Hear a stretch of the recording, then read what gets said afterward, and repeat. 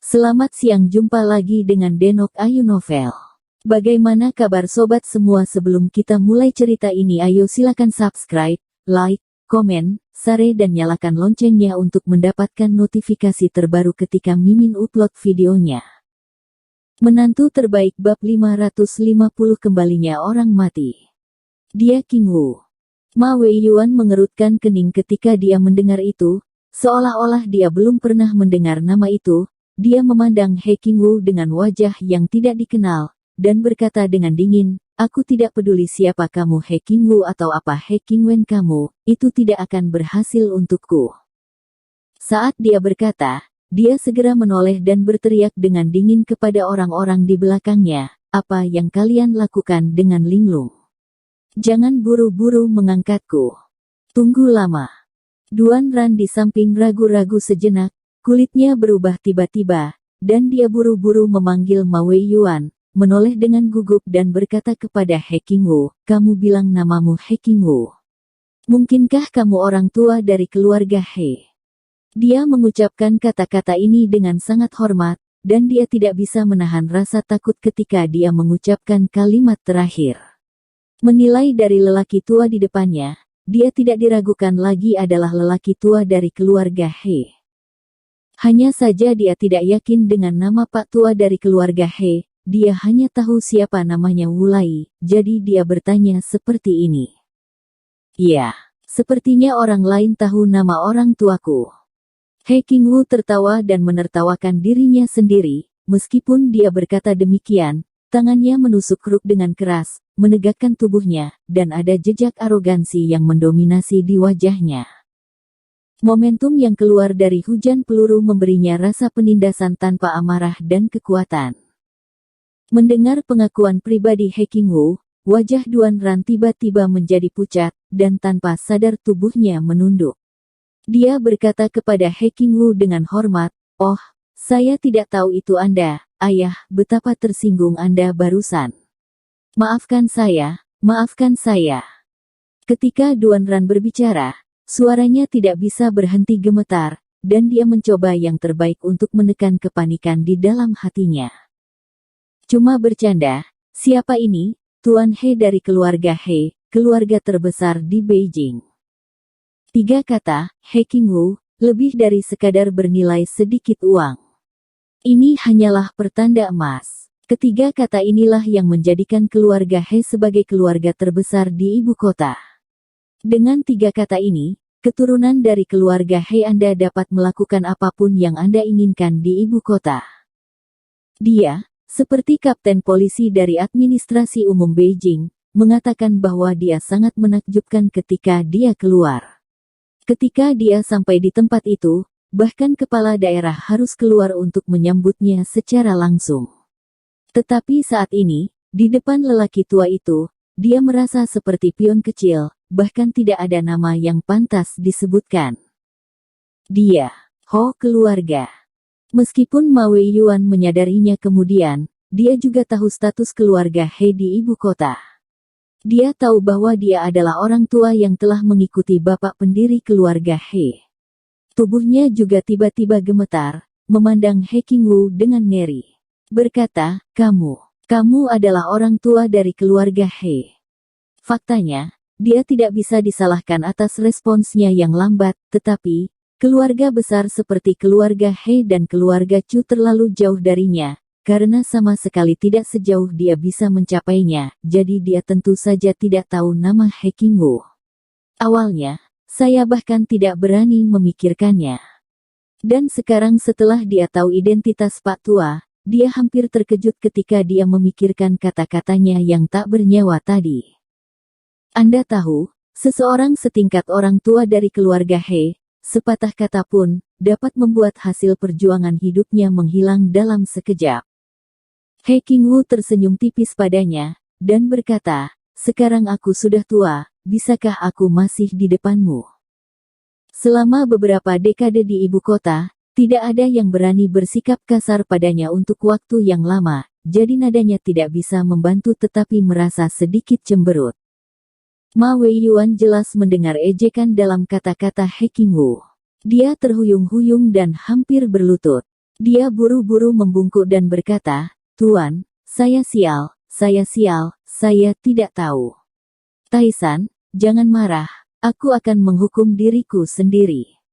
Berbicara, dia menamparkan keras dengan tangannya, dan menamparkan keras.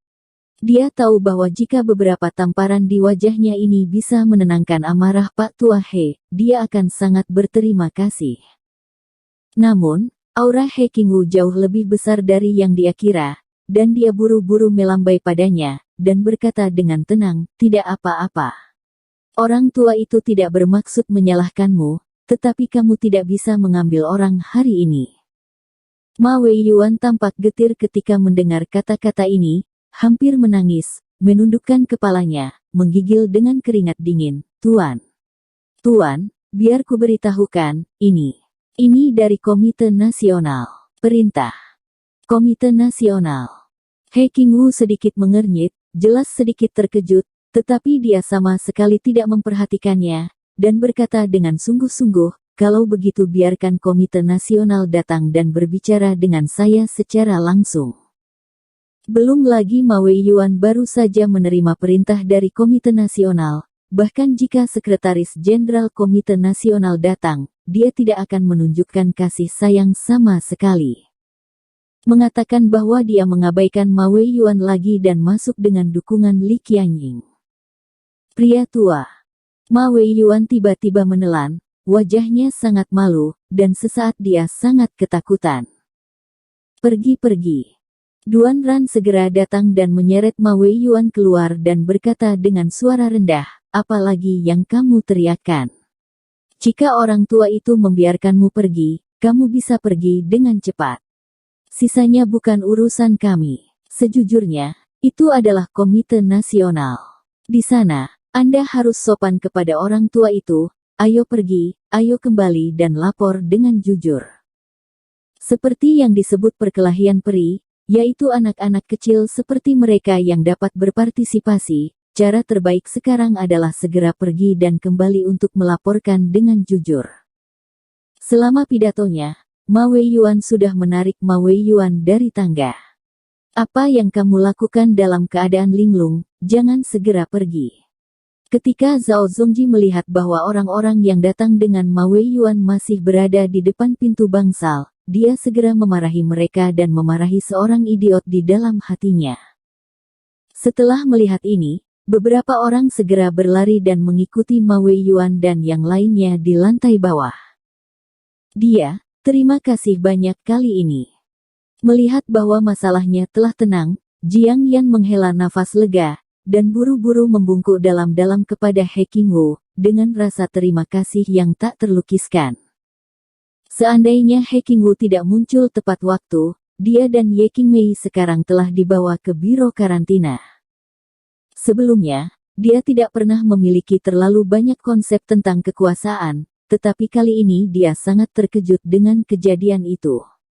Bu Cheng mengambil sikap putus asa dan gagal mengatur kelompok Ma Weiyuan, tetapi Tuan He satu berhenti di sini, sekelompok orang lari ketakutan. "Ini adalah kekuatan.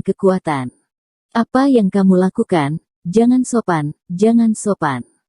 He Qingwu buru-buru tersenyum, Chong Jiangyan memberi isyarat, dan memberi isyarat bahwa dia tidak perlu bersikap sopan. Pada saat yang sama, wajah keriput He Qingwu ditutupi dengan senyuman, dan kedua matanya yang awalnya megah sedikit menunduk, matanya dipenuhi dengan cinta. Chong Jiangyan dan berkata, "Kamu adalah istri Jia Rong." Jiang Yan mengangguk dan berkata dengan lembut, "Ya, Ayah He, saya adalah istri asli Jia Rong, Jiang Yan." Jiang Yan. "Nah, nama bagus, nama bagus." He Qingwu tersenyum dan mengangguk, dan berbisik, "Jangan panggil dia orang tua, dia tampaknya masih hidup, jika kamu mau, panggil aku kakek." Jiang Yan tercengang. Dia sangat jelas tentang masalah antara He Jiarong dan He Jia. Dia tahu bahwa terlepas dari tulang dan daging He Jiarong, He Jia tidak berniat untuk mengenalinya, jadi apa yang harus dilihat sekarang orang tua itu berinisiatif untuk mendekat, dia sedikit terkejut. He Qingwu melihat Jiang Yan tertegun dan tidak berbicara. Jejak kehilangan melintas di wajahnya, tetapi dia dengan cepat kembali normal. Melihat air mata di sudut mata Jiang Yan, dia mengeluarkan sapu tangan sutra bersih dari saku jaket tunik dan menyerahkannya kepada Jiang Yan berkata dengan prihatin, apakah mereka membuatmu takut? Terima kasih, tidak perlu pergi.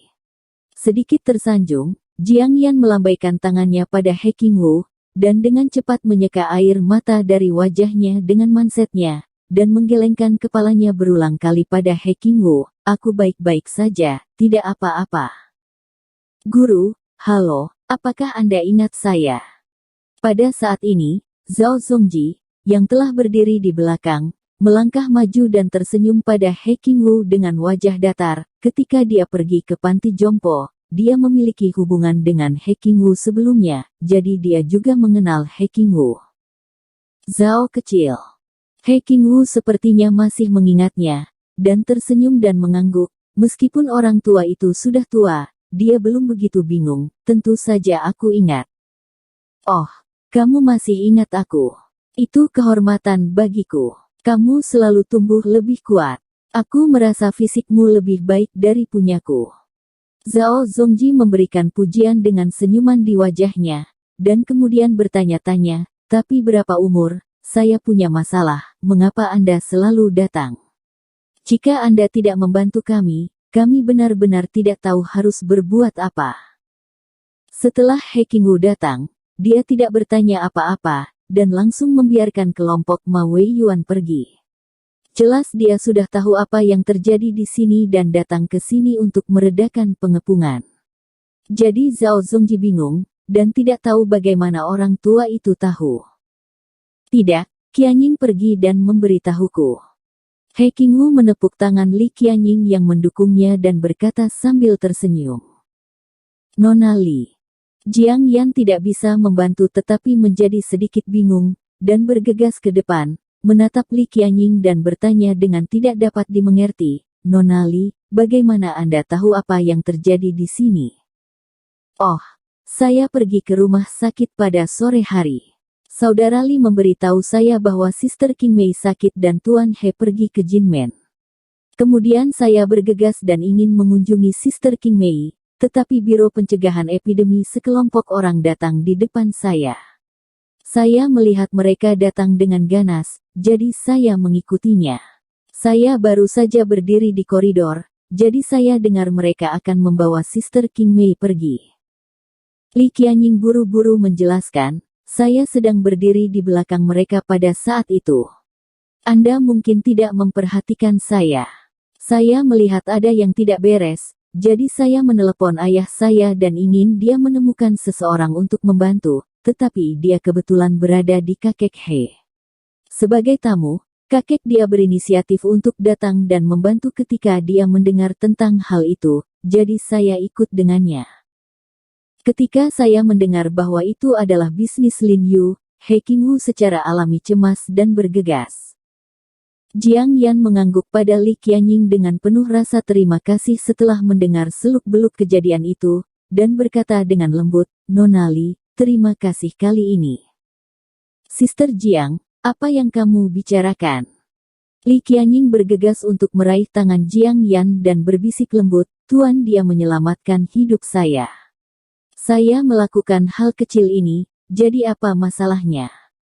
Ngomong-ngomong, bagaimana kemajuan Jiarong?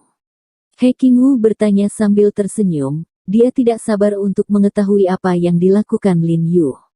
Dia telah mendengar tentang insiden virus. Dia tahu bahwa perjalanan Lin Yu ke Tianjin adalah hal yang sangat berbahaya. Aku khawatir di dalam, tapi tetap berpura-pura tenang. Ya, Suster Jiang, apakah ada kemajuan pada Tuan He? Li Qianying segera bertanya pada Chong Jiangyan dengan penuh semangat, memasang sedikit ekspresi kipas dan berkata, dengan keterampilan medis Tuan He, pasti tidak ada masalah. Dia baru saja mendengar Ma Weiyuan akan membawa Ye Qingmei pergi, jadi dia tidak sabar untuk mencari bantuan seseorang, jadi dia tidak tahu apa yang tidak bisa dilakukan Lin Yu dengan ponselnya. Jiang Yan tampak sedih ketika mendengar kata-kata ini, dan berkata dengan suara rendah, Jiarong. Jiarong telah kehilangan kontak. Kehilangan koneksi. Ekspresi He Qingwu tiba-tiba berubah, dan dia dengan erat menggenggam kruk di tangannya, dan berkata dengan cemas, bagaimana saya bisa kehilangan kontak? Hati Li Qianying tiba-tiba bergetar, dan dia memegang erat telapak tangan putihnya, hampir mencubit kukunya ke telapak tangannya. Dia adalah seorang wanita, jadi dia secara alami dapat merasakan keputusasaan dan kepanikan yang diungkapkan dalam ekspresi Jiang Yan. Tapi, mungkin sinyal di pegunungan tidak bagus. Jiang Yan masih berbicara tentang menipu dirinya sendiri, tetapi pada saat ini, dia tidak punya pilihan selain menipu dirinya sendiri. Sudah berapa lama? He Qingwu bertanya dengan tergesa-gesa. Sudah lebih dari 30 jam. Bu Cheng di samping menjawab dengan dingin, itu adalah Lin Yu yang dihubungi di awal, jadi dia tahu waktu dengan sangat akurat. 30 jam. Kenapa kamu tidak memberitahuku lebih awal? Suara He Qingwu bergetar. Rao telah bermandikan darah. He Qingwu, yang telah melalui hidup dan mati, tidak bisa membantu tetapi panik saat ini. Dia telah mengesampingkan hidup dan mati, dan dia tidak tahu sudah berapa tahun dia tidak mengalami kepanikan, tetapi saat ini dia benar-benar panik. Karena dia takut He Jiarong akan menjadi cucu keduanya yang paling dicintainya. Cucunya telah meninggal 1 kali, dan dia telah berhutang pada cucunya sekali. Dia tidak dapat lagi berhutang pada cucunya ini lagi. Jika He Jiarong memiliki sejarah yang panjang dan 2 kekurangan, dia akan menyesalinya seumur hidup. Semua orang tercengang ketika mendengar kata-katanya, terutama Zhao Zongji, yang bingung, tuan dia kehilangan kontak, jadi mengapa dia harus membuat orang tuanya waspada? Bagaimanapun, He Jia memikirkan hal ini, hati Zhao Zongji tiba-tiba bergetar, seolah tiba-tiba menyadari sesuatu, mungkinkah Tuan He adalah keturunan dari keluarga He? Bersambung. Terima kasih kepada kalian yang telah menonton video ini. Jangan lupa tekan tombol subscribe-nya dan nyalakan notifikasinya untuk mendapatkan video-video seru lainnya dari Denok Ayu Novel.